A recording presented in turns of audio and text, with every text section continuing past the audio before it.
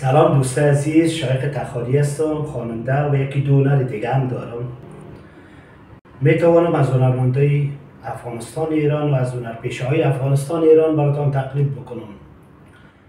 مثلا از احمد ظاهر.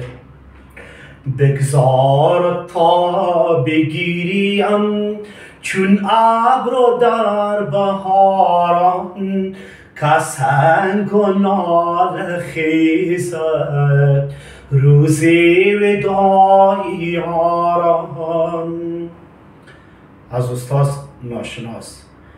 انجمن ساز من، قصه پرداز من، محرم راز من بیا. انجمن ساز من. از استاد ساربان. باز روز آمد به پایان، شام دلگیر است و من تا سر سودای آن زلفی چو زنجیر است و من. از مرجان ویدا.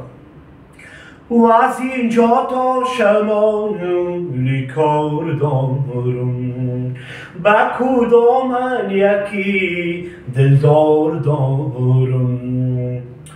از خشیار مصطفی، سریال زیر آسمانشهر ایران. سلام دوستان، من خشیار مصطفی هستم. غلام سلمان حرفای بریز خالی من داده نفهمیده. فلان چه سلمانا، من فلان خیلی دوست دارم، بهش تو من داده نفهمیده. خب دوستان عزیز، ویدیوی مرا دیدین، خدا کنه به نوایتان خنده آمده باشه. پس مرا دنبال بکنین، فالو بکنین، لایک بکنین و به دوستانتان شیر بکنین. و از هر هنرمند و هنرپیشه‌های افغانستان ایران خواستین ما تقلید بکنم، در کامنت در پایین بنویسین.